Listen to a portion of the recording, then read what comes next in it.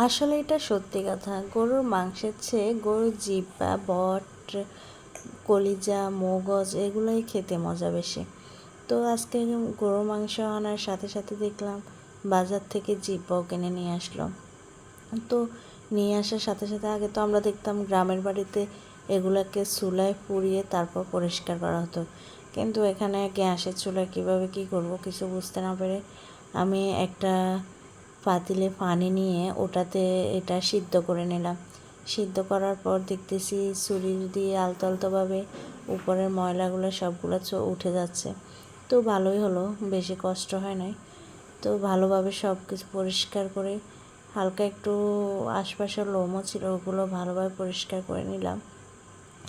তো পরিষ্কার করে নেওয়ার পরে আমি এগুলা ধুয়ে এখন পিস পিস করে নেব।